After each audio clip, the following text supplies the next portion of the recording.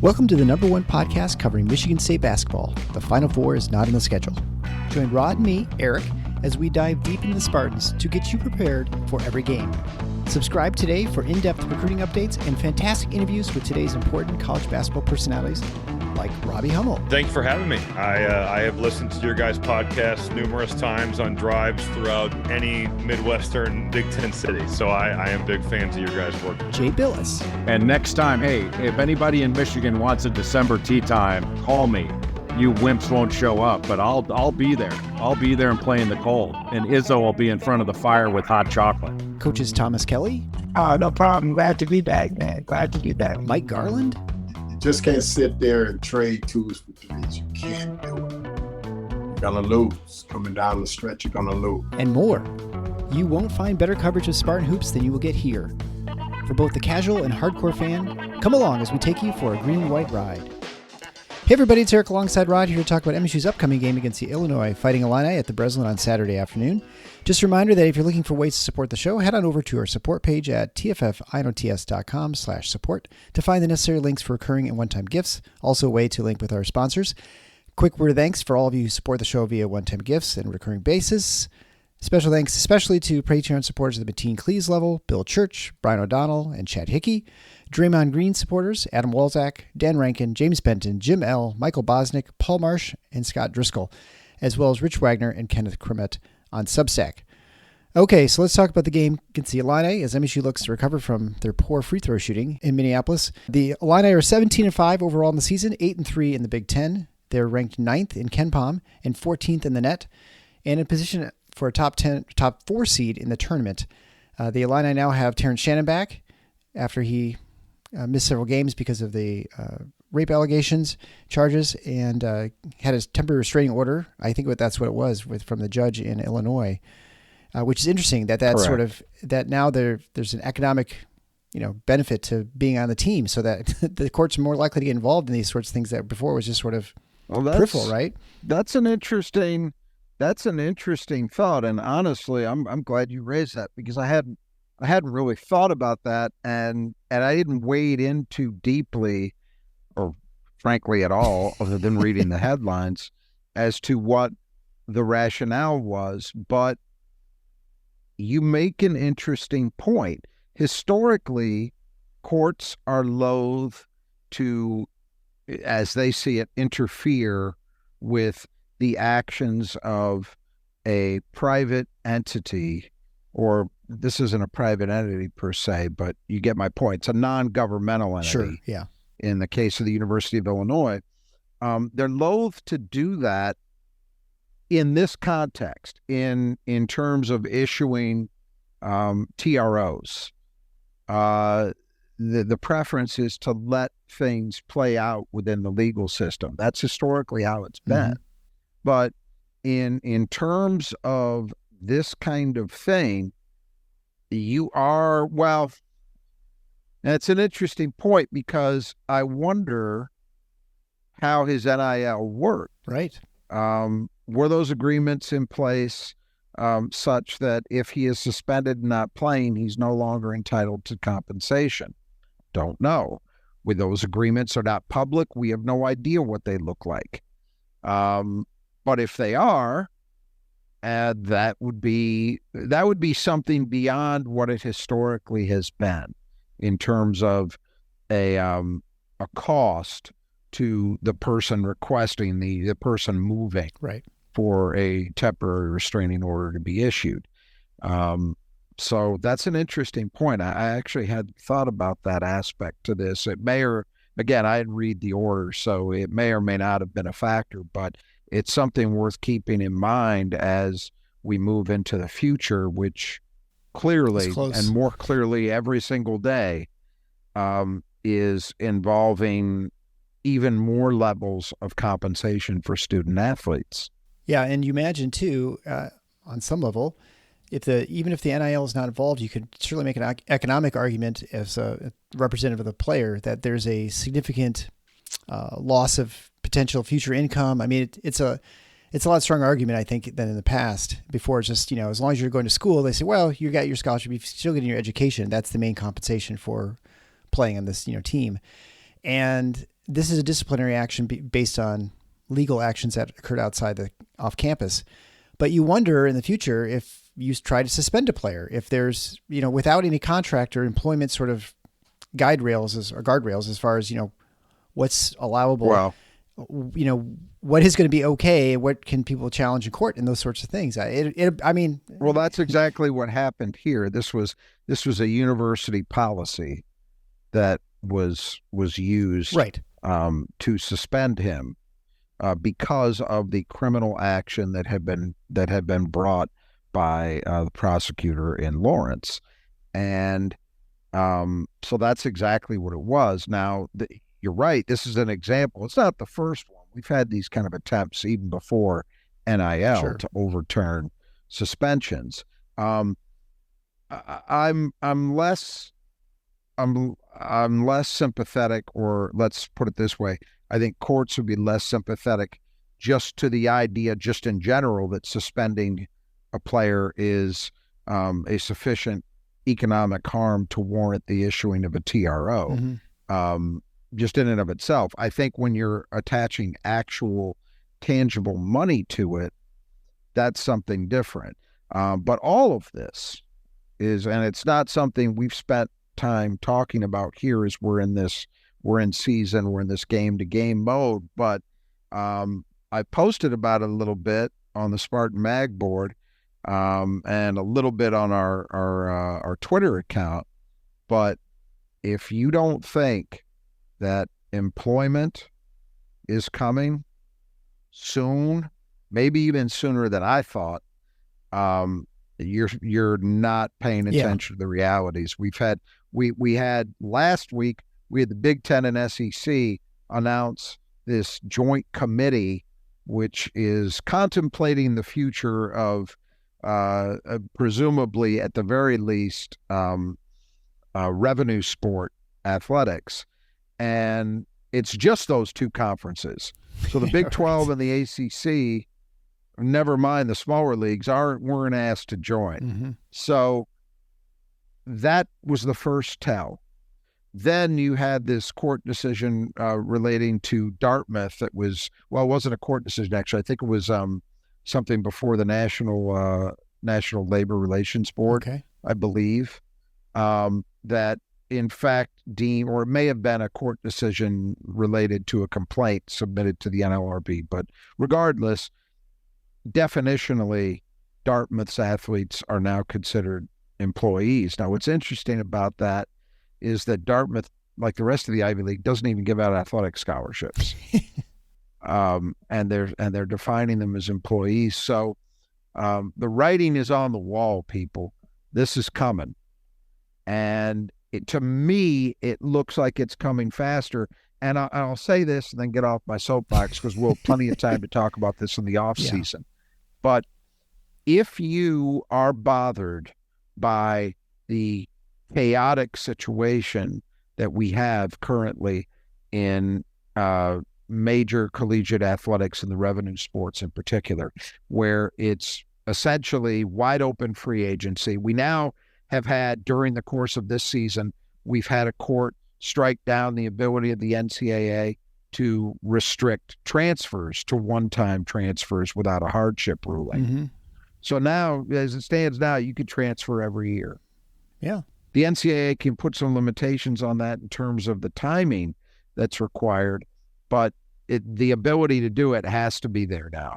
So it is literal free agency, open free agency, no restrictions. If you dislike that, and by the way, if you do, you're joined by pretty much every coach and athletic administrator out there. They don't like it either. Yeah.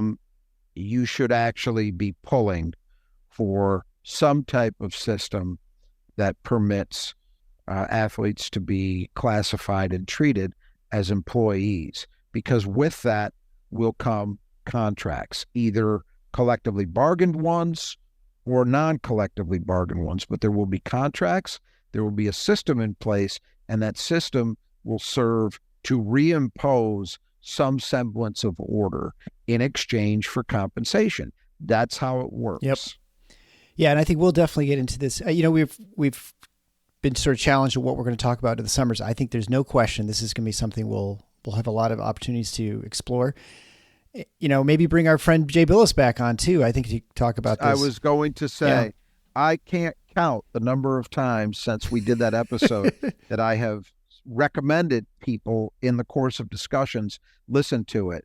And I'm not saying that because I think that we brought so much wisdom to it, although I think we held our end up in that discussion, to be quite honest, but mostly because Jay Billis is as informed and passionate a media figure as I know of on these issues. And the informed part is really important. Yeah. And I'm very hopeful that we'll be able to do another conversation with him this off season. We'll see, but that listeners, we will be trying to do that for sure. Because I think between now and whenever that would come, probably, July, sometime in there, there's going to be more news. Oh yeah, for sure. This isn't going to be static.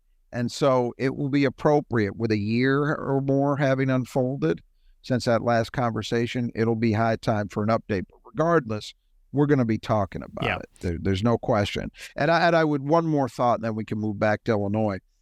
I think that the one thing that I'm still concerned about, Jay did not seem to be particularly worried about it.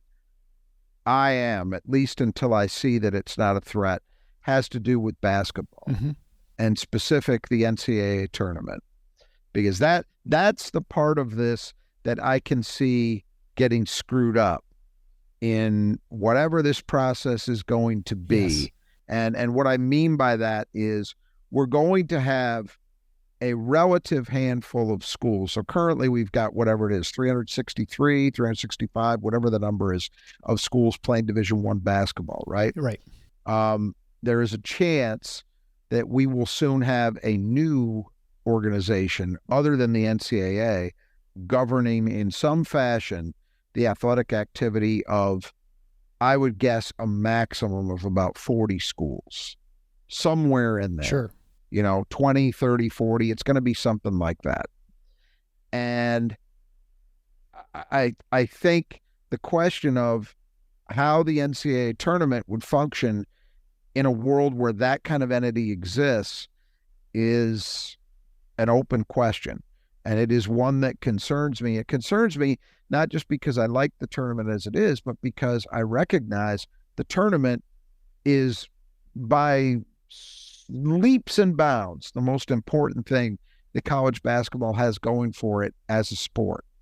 And I'm sorry, but the idea of 40 schools competing with each other for a championship where that's all you got, that's your universe, will not be the attraction that the current NCAA tournament is. It just won't be. Yeah, not very interesting. And I say, and I think that's the thing I worry about. But anyway, we got a lot of time to discuss that in the months ahead. Yeah, absolutely. We'll be working on that. So let's get on talking about the Illini. And go over the stats. They're 7th on offense, and they're ranked 30th on defense. Offensively, they're a great offensive rebounding team at ranking 15th. They're not exceptional in any other area besides that, but they're very good in about everything else. They're 85th in turnover percentage. They're 53rd from twos. They're 123rd from free throw attempts to field goal attempts. So they didn't get the line a ton, but they shoot fairly well, 72.3%. It's okay. They don't shoot good enough to win a game in Minneapolis. They'd win that game by 6. The worst for them is the 3-point shooting, where they're 33.9%, but that's not atrocious. We've seen much worse teams obviously than that. Defensively, they're very good against the twos at 15th. They don't get a whole lot of blocks, and 183rd block percentage. Very good against threes, 97th in percentage, but also number 8 in limiting attempts. Very good defensive rebounding team at 47th. They don't foul a whole lot at number 9 for allowing free throw attempts, for field goal attempts, turn opponents into one-on-one scorers. So not a lot of movement. So the one thing they don't do, they don't generate many turnovers. They don't force them. Right. They just play solid defense. And, those numbers, 7th in offense and 30th in defense, are obviously numbers that are consistent with a team that can make a run all the way to the championship.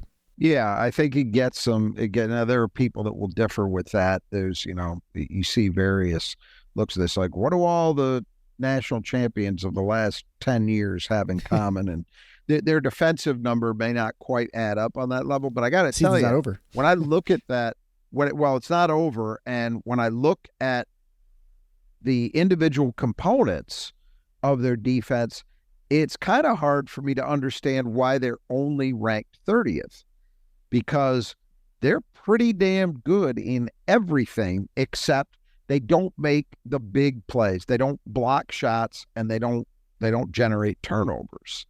So that's really it. But when you look, so 3-point shooting, for example, they're pretty good at limiting the success percentage of opponents, but they're elite at limiting the attempts.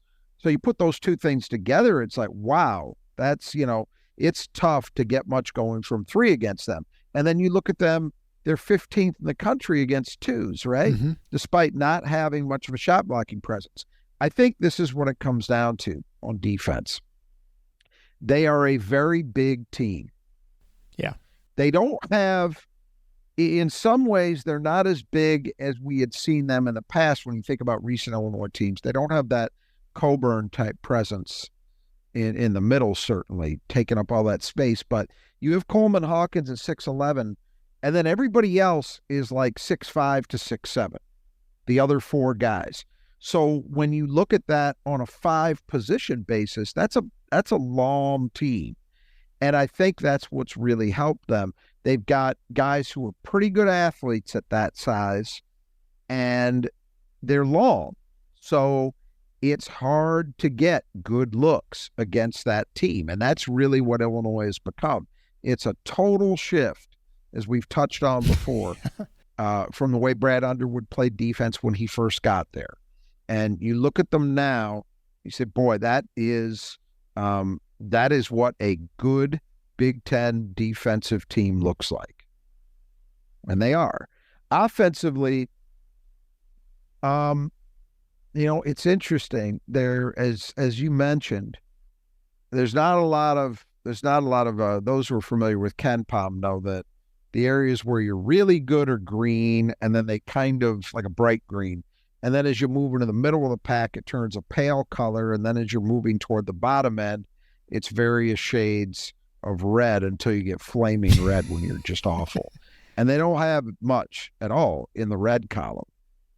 The one thing I would say, and we'll touch on this when we start talking about some of the individual players, the 3-point shooting looks okay right now, 34% basically. Not great, not a disaster, and better than it was a year ago when it was a real weakness. Mm-hmm. However, it's been trending the wrong way, particularly with a couple of their best shooters. Terrence Shannon and Harmon off their bench have not been shooting very well lately. We'll talk about in a little more detail as we move into the individuals, but that's the one thing, if I were an Illinois fan, that I'd be looking at right now with a little bit of concern and say, boy, you'd really like to arrest that recent slump quickly and get that turn. And again, doesn't mean they need to be 40% plus, but just stay steady in the mid to high 30s. And then you're really cooking with something, because they're very good inside the arc. They don't make a ton of mistakes. They don't kick the ball around a lot. And they rebound well offensively, for sure. So all those other elements are kind of in place. The thing that people have been talking about with regard to Illinois lately, you mentioned it with regard to the defense, but it applies at both ends. Illinois is, and I'll give credit to Brad Underwood. I know I don't like to do that. Longtime listeners know that. Been very critical of him. But I will give him credit on this front. I thought the lack of a point guard was going to be a major issue for them this year. I still think it might be when push comes to shove. We'll see in March, because truthfully, where he has this program right now, he's had plenty of regular season success. That March is where he hasn't done anything yet. I mean, zero. He makes Matt Painter look like John Wooden, at least since he's been at Illinois. He had a little bit of success before that. But the way he's compensated for that is Illinois, more than any other team in the Big Ten, is playing what is very loosely referred to as NBA basketball. So what does that mean? What that means for them, and for a lot of NBA teams too, I wouldn't say everybody, but a lot of teams, is it's about matchup hunting and winning one-on-one battles, right? So they're not a team that ranks very highly the way Michigan State does in assists to made field goals. That's not really their game. And if you look at their team, they've got a few guys that are on the plus end of assists versus turnovers, but they don't have anybody that's really near a 2-to-1 ratio even. So they don't really depend on that. What they've done is they figured out how to get matchups that they think they can exploit. That's what they're hunting, and then go exploit them, go win a one-on-one battle. So, to some extent, they've done that via what Underwood dubbed booty ball. They use Marcus Domas as a prime element in that, where you get somebody kind of on your back and you just back them in till you're in position to either score or find somebody else if help comes for an open shot. They've done some of that, but they've done it with a lot of guys. I mean, if you remember that first game of Michigan State did what a lot of people were trying. They're doing it less now, in my observation, with Ty Rodgers. They were playing a 5-man on Ty Rodgers because they figured, well, this guy can't hurt us with the jumper. He doesn't take threes, and he doesn't. He doesn't even tend to take long twos. The problem with that is he's gotten to be very good at going off the dribble and finishing at the rim, and he torched Michigan State in that respect. So that's another example where they were hunting a matchup and then said to that player, here you go take him. And he does. Terrence Shannon, certainly capable of doing that. So that's mitigated what I thought was a pretty significant weakness. And I got to give credit to Underwood. I didn't really see that coming. I don't think many people did, to the extent that they've been able to use it. And then on the defensive side, you look at what opponents are doing against them, and opponents' assist to made field goal ratio is very, very low. They're one of the best teams in the country in terms of not allowing that number to be high. I think it's somewhere around 40%. Well, to put it into perspective, Michigan State averages somewhere in the mid-60s, I think. Now, they're a team that does that more than most, but trust me, 40% is a really low number. So what that means is defensively, Illinois is doing what we've seen Maryland and Minnesota do to Michigan State over the last couple games, which is make you into a one-on-one team. And that, that's worked for them. All right, well, let's go on to the lineups for the Illini.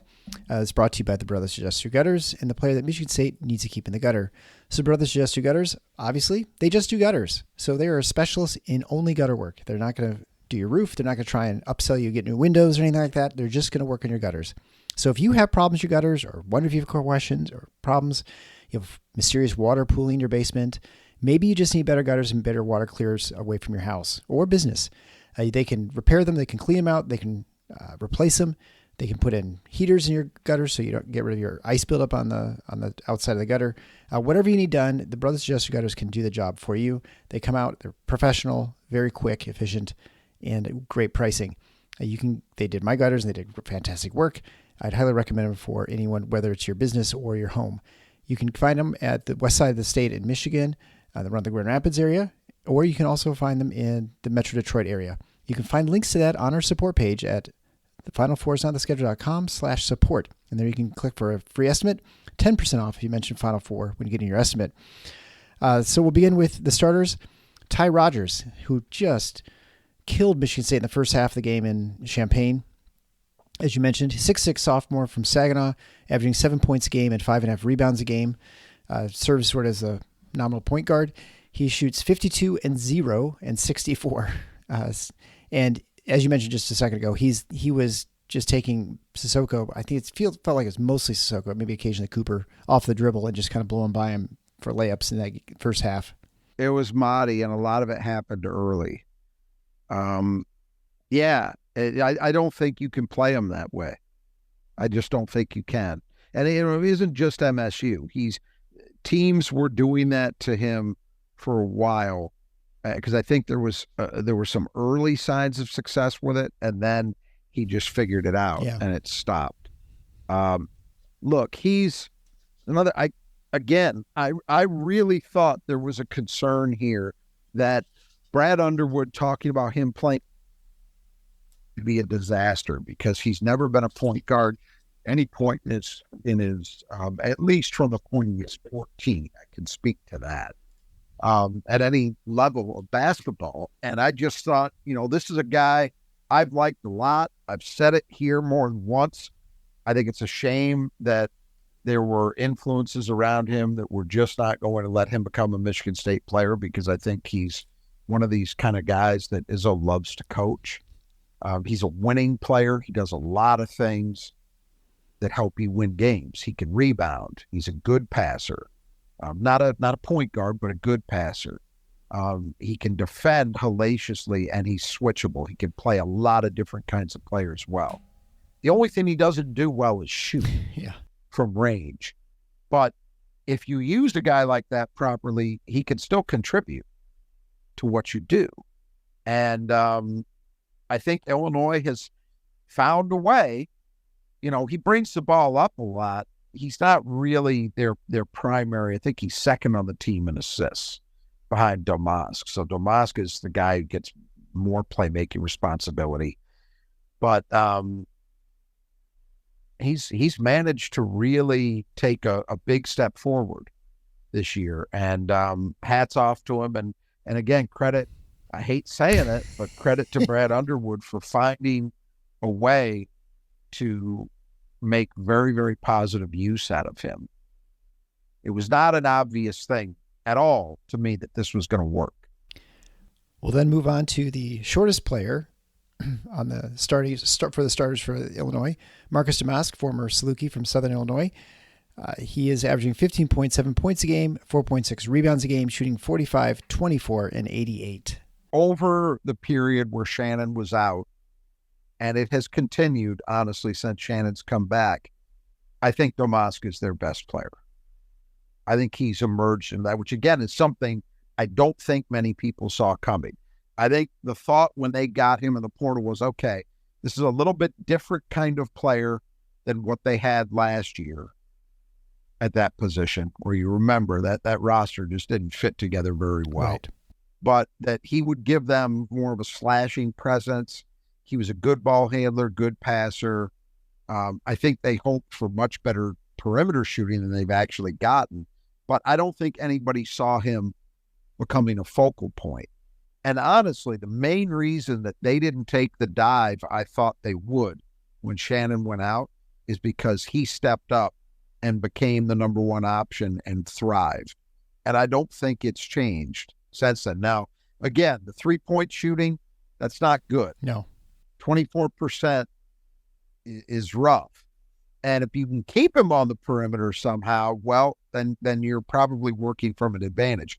But he makes it very difficult to do that. He's just really developed and emerged as a key guy on a very, very competitive team. Then we get to Terrence Shannon Jr., 6'7" wing, averaging 20 points a game and 4.1 rebounds a game, shooting 47, 35, and 78. Obviously a really tough matchup. Although if coming back, his scoring's down a little bit in the last 5 games as he tries to reintegrate himself into the team, and shooting only 23% from behind the arc during those games. Yeah, and that's over 5 games. He's 7 for 31. So it's still a limited sample, but it's not a tiny one. I think it's fair to say he is not dialed in offensively the way he was before he went out. He was shooting very, very well from 3. And so his numbers have taken a little bit of a hit. I have to tell you, and their record is 4-1 since he's come back. Yeah. So it's not as if there's been a crisis. But to my eyes, just my perception of it, I don't think they look as cohesive as they did when he was playing at the start of the season or even when he was missing. I think it's been a little bit disjointed relative to where they were. Now, obviously, not a huge deal because they've kept winning. Yeah. The game they lost was in overtime. You know, they've also had to win an overtime game, though. They just did against Nebraska. Mm-hmm. So they haven't been blowing the doors off anybody. Not that that's the standard. You know, you're in the Big Ten. This is Al Davis territory. Just win, baby. That's all that matters. Yeah. But I do think there's something to that. I don't think his return has been seamless. Let's put it that way. If they can get him back and the team back to the rhythm that they had at the start of the season, then that's where they want to be. I think that's got to be, you know, they still, I'm sure, have thoughts about contending for a Big Ten championship because they're only a game out in the loss column. But I think the bigger thing, if I were an Illinois fan, is, hey, that's all nice, but job one is by March, have this thing humming again where everybody is fully comfortable in their roles, because I don't think they're quite there right now. He's not. Shannon is not. Right. Well, we see this all the time. People leave for injuries and come back, and it just takes a while to sort of get up to, fit into the team. The team has evolved and changed since you left. Yeah. The good news for them is they've got plenty of time to do that. Yeah, month and a half for sure. Then we'll come to Quincy Guerrier, 6'7" Oregon transfer, also played at Syracuse. Another portal addition, obviously. He's averaging 11 points a game and 7.5 rebounds a game, shooting 47, 33, and 59. Yeah, really good addition. As we said about him last time, he's not a great player in any one area, although I would suggest that a 6'7" guy averaging 7.5 rebounds a game is pretty damn good. He's their top rebounder. But for the most part, he's a guy kind of like a better shooting version of Ty Rodgers in a way, in that you can use him in a lot of different ways. He can contribute in a lot of different areas for you. He's not going to wow you with his scoring, but, he can have a game where he puts up 18. He's capable of doing that in the right situation. Obviously, very good rebounder. He's their top rebounder on a good rebounding team. And he's, again, another versatile defender, can guard a lot of different kinds of guys. So he's been another great addition. I mean, for as much as I think Underwood really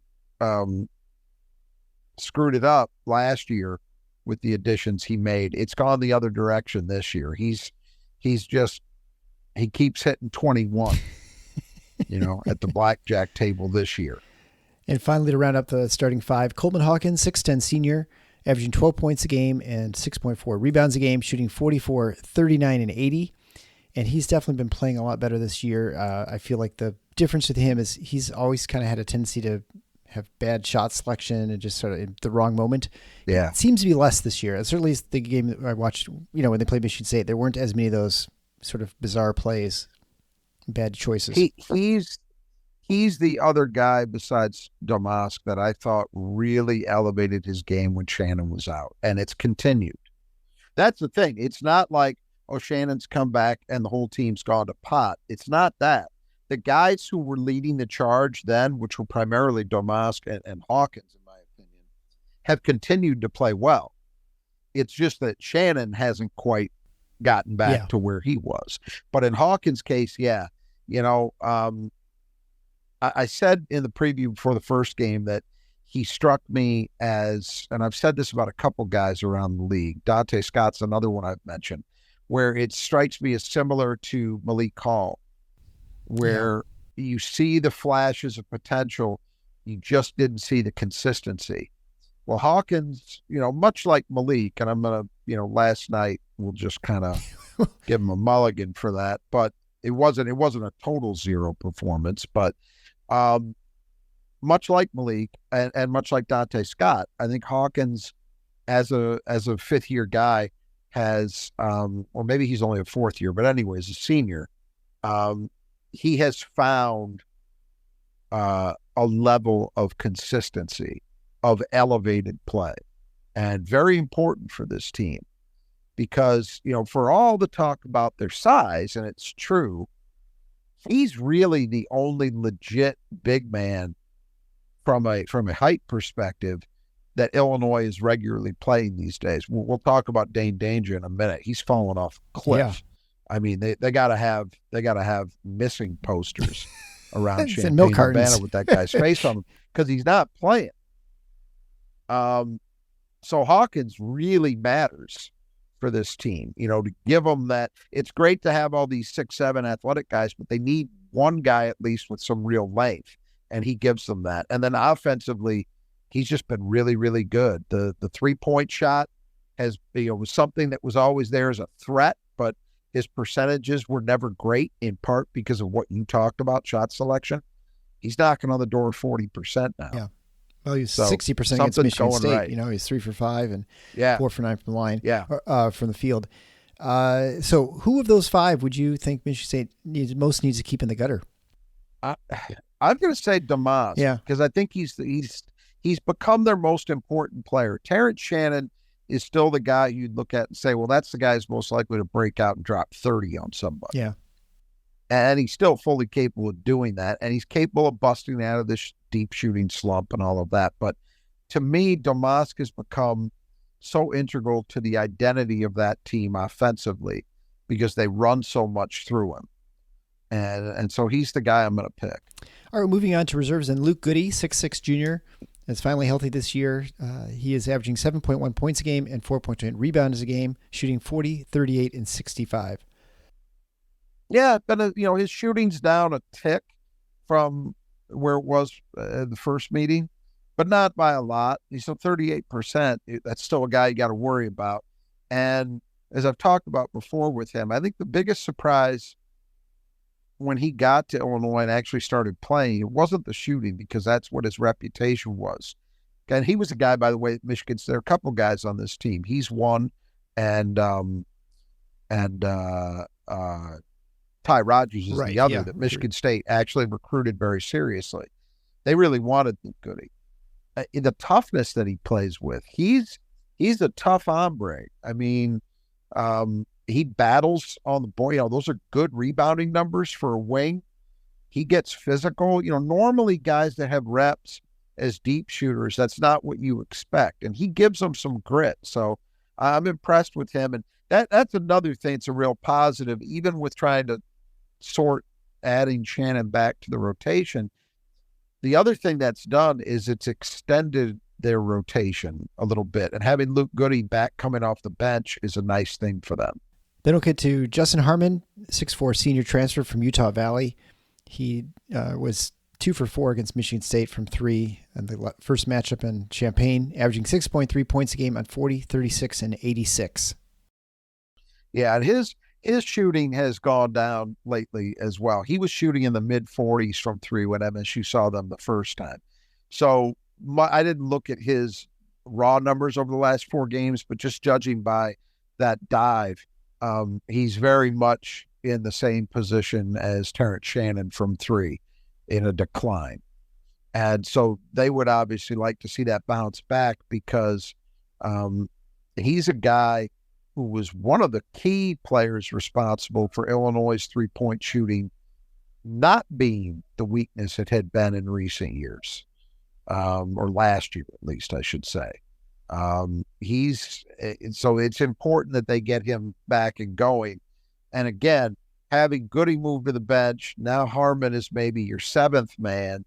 It's lengthening that rotation, which is probably a good thing on balance for Illinois. Then we get to Dre Gibbs Lahorn, 6'1" freshman, who's now kind of just playing spot duty, 2.8 points a game on 38, 25, and 60 shooting. Yeah, he played 2 minutes in a 45-minute game against Northwestern. So that tells you where he's at in their rotation. I assume he's a guy they have plans for in the future, assuming they can keep him. Always in a shoot now. Yeah. But he's just not, and again, he's a guy who's affected by the return of Shannon because all of a sudden, well, you've got Goody, you've got Harmon who can play off the bench as well. You don't need a third guard to be coming off that bench necessarily. And so his role has shrunk to the point that it's going to be a couple minutes here or there, and that's probably about it. Speaking of people who have shrunk, Dane Danger, 6'9", big post player. He's averaging 9.5 minutes a game now, and only 5.7 points and 3.3 rebounds a game, shooting 67% from the floor, 37% from the line. He only played 5 minutes in the Michigan State game in Champaign. Yeah. Surprising because he was such a big role on that team last year, and then now he's just kind of just vaporized. I mean, I think I said this before the first game, and it's gotten worse. More the case now.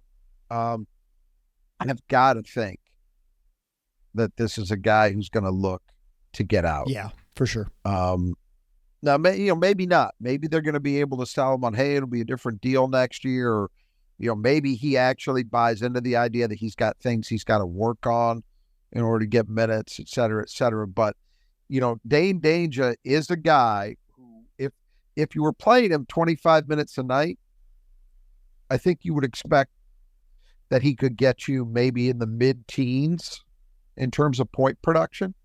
He's that good as a low post scorer. And he's a pretty good rebounder too. But he struggles so much from the line, which matters when you're a big guy, plays in the post, you're going to draw fouls. And most importantly, just defensively, it just is not working. And that was an issue for them last year. And I think Brad Underwood just clearly made a decision. I'm not going to live with that again. I need somebody who can do more than just play in extreme drop coverage. I've got to have more versatility on defense. Danger reminds me so much of Nick Ward. He hasn't produced at the level that Nick Ward did. But boy, his strengths and his weaknesses are so similar. If you remember, Nick Ward was actually a pretty good defender on the blocks. Yeah.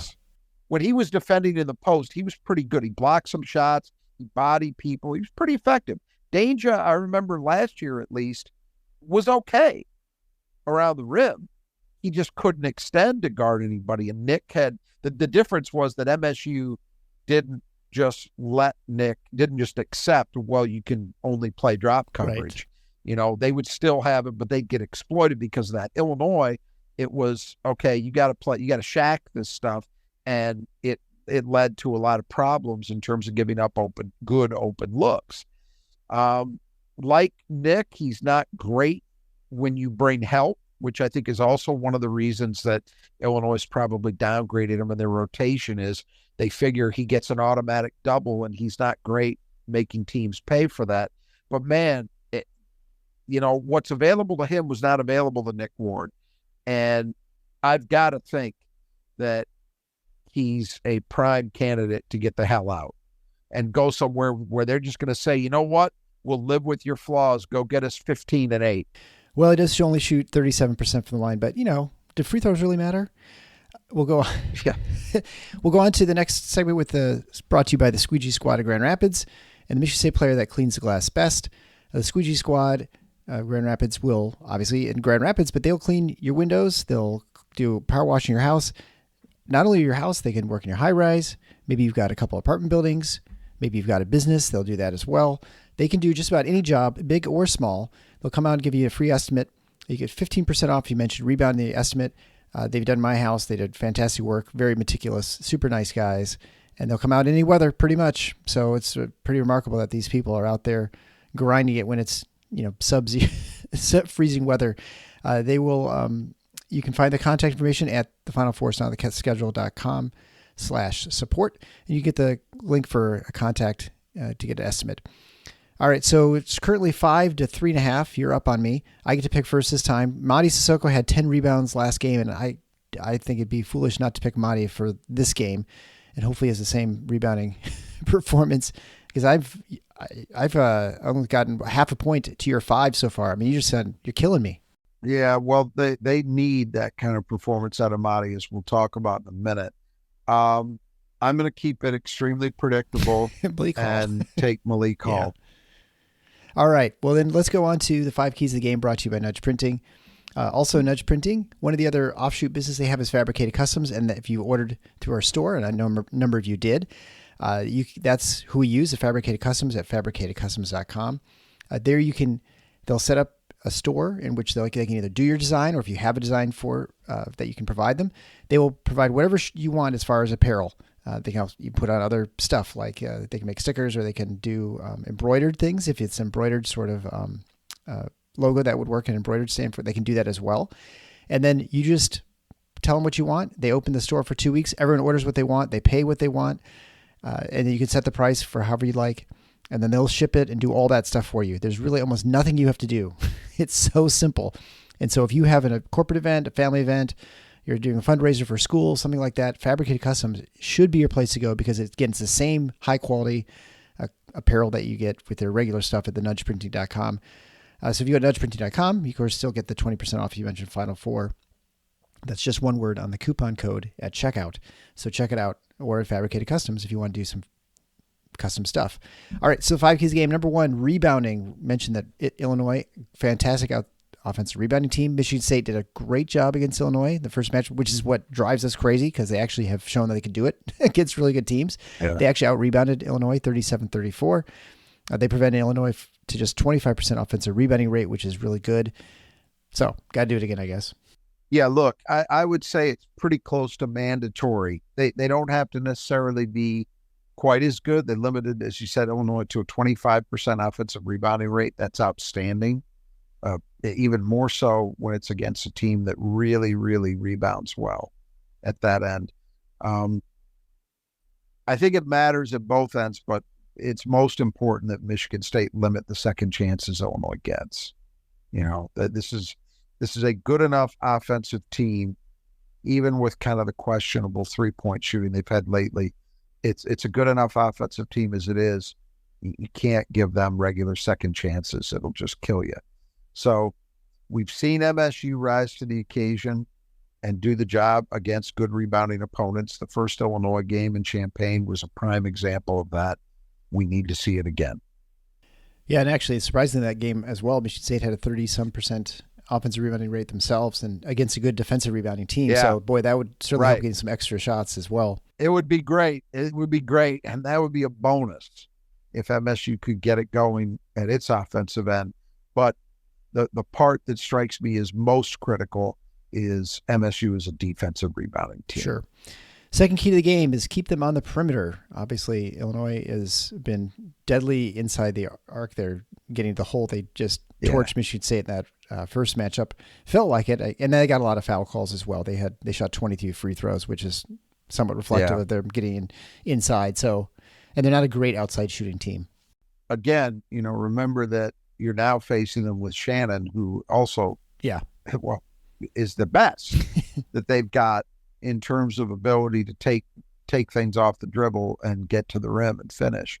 So it's even more to the point. MSU has got to be solid.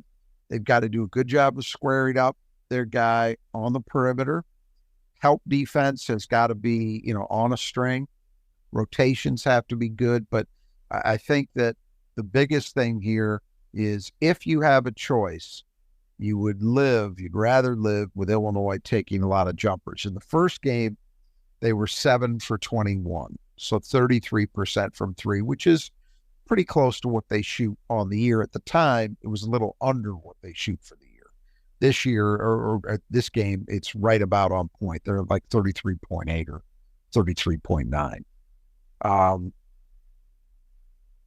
Could you get killed? Is Illinois capable of going, 10 for 22 from 3? Sure. Absolutely they are. But, when you're playing good opponents, you understand coming in, you're not going to take everything away. You just can't do it.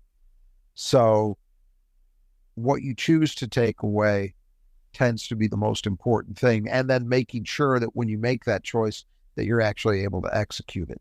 So to me, as I look at this game, that's where I go. I would rather see Illinois with a little bit of an inflated number in terms of 3-point attempts, because that's going to tell me that they weren't able to get the ball inside as much as they like.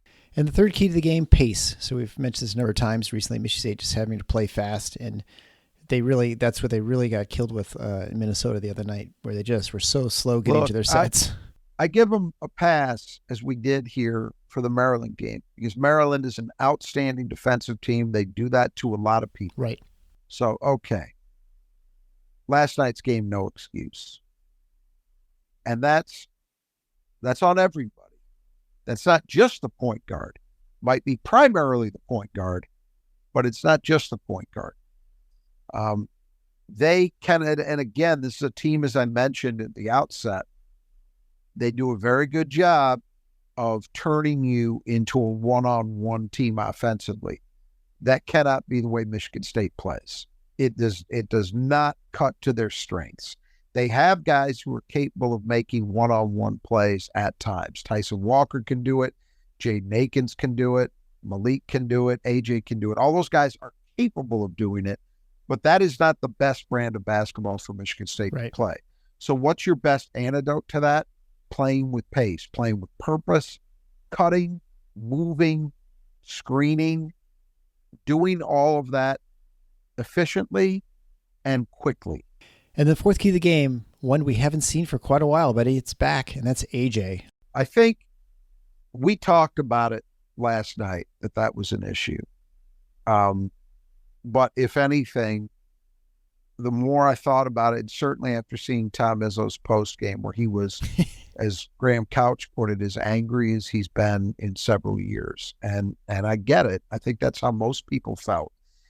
I think if anything, we probably undersold. We talked about AJ not playing well. Yeah. But it was Izzo rightly, I think, zero. And he didn't mention him by name, I don't think, but it was very clear where he was at. The decisions that got made, I would say one thing we did talk about, and I think was obvious to anyone watching the game, was where the turning point came. You're up 9, Tyson Walker gets hurt, and you go on just a terrible dry spell. Yeah. And if you look at the shots that Michigan State got in that period, I think you can put a lot of that on the point guard. And look, it's no mystery, right? We've been saying this for how long? Years. He's not their best player, but he's pretty inarguably their most important. When he doesn't play well, it's hard for them to win. Yeah. And, the problem you've got now, as opposed to earlier in the season, if Jeremy Fears had not had what happened to him happen to him, I think it was Jim Comparoni mentioned. He said if Jeremy Fears was healthy and had been playing all on everything, he would bet that he would get the start on Saturday against Illinois. And I think he's dead on with that. They don't have that option anymore. Yes, they could start Trey Holloman, but I don't know that that's the same thing. I just think they're in this position where they got to live with AJ. Yeah. There just aren't. Even if you started Trey, you're not going to play AJ 15 minutes. No. You can't. It's just a statement. You can't. Yeah. To say he has to be better is really, really, really understating the argument.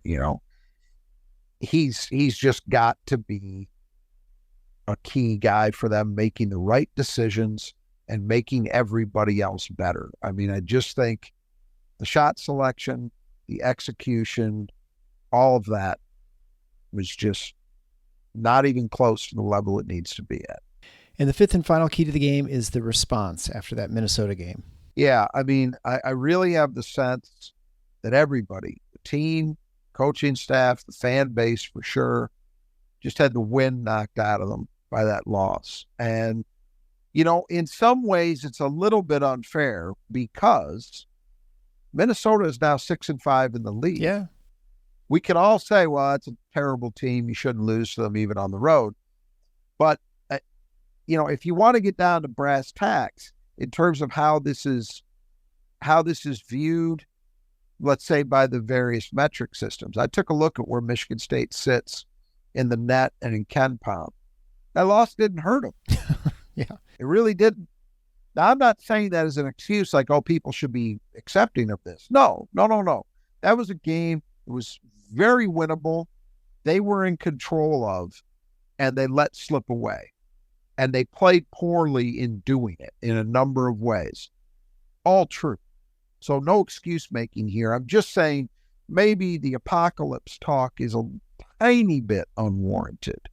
But here's the thing. Now you got a game against Illinois on Saturday. Teams played very, very well this season, better than I ever thought they would. But that is proven they're legit. They're coming into your building. You had a chance to beat them at their place, and you let it slip away, but you were there. You lost by 3. You were in it. So you know you can compete against them. Yes, they have Shannon back, but as we've said, that doesn't necessarily mean they're markedly better overall than they were in that first game. You have an opportunity. You can beat this team at home for sure. Michigan State can win this game. I would venture to say that if they play at the level they're capable of, they should and will win this game. But they actually have to do it. And it's going to take a response mentally and physically, because Illinois will bring it physically. We talked about the way they rebound, their size, their overall size as a team, their mentality. You gotta step up and answer the bell when you're playing a team like this. So can they do that? Will they do that? I think that this is a very big game, and it's a very big game, not because winning it or losing it is critical for your NCAA tournament hopes or anything like that. I don't buy into that. I don't think that's true. But it is going to tell you something about, I think, where this team goes for the rest of the year. Yeah. Well, and you also want this just to be a one-off loss. Right. And you don't want a streak started going on the road for 2 more games. That's right. You want to reestablish momentum quickly, put a bad loss behind you, and feel like you're back on track. And so in a way, this is a good opportunity. You're not playing Michigan at home or Rutgers at home. It's a game that's got some juice to it, and it's an opponent that I'm sure they respect. And so the opportunity's there. If you can win this game and you respond the way that you should to what happened in Minneapolis, then that's going to mean something. So it's good in a way that they've got this particular game on the docket right after that, that unfortunate outcome last night. All right. Well, I think we'll leave it there. Just a reminder again, if you want to support the show, you can head on over to our support page at thefinalfoursontheschedule.com/support. If you're not yet subscribed to the show, please subscribe on your podcast player or follow on us on YouTube, or subscribe to the YouTube channel. You can find us on Twitter at TFFINOTS68, or you can find us at YouTube at TFFINOTS. Again, to continue sharing with your friends and family and colleagues. We really appreciate it. The show continues to grow despite this struggling season. This is a season that I think both of us think there's a lot of opportunity, although it has been a frustrating in different ways at different parts of the season. But it's also, it's barely February. So what we look for most in Michigan State is a run in March. And, especially at this point, the Big Ten it is out of the question at this point. So it's just now a matter of getting right for the postseason. So until next time, the Final Four is on the schedule. Go Green.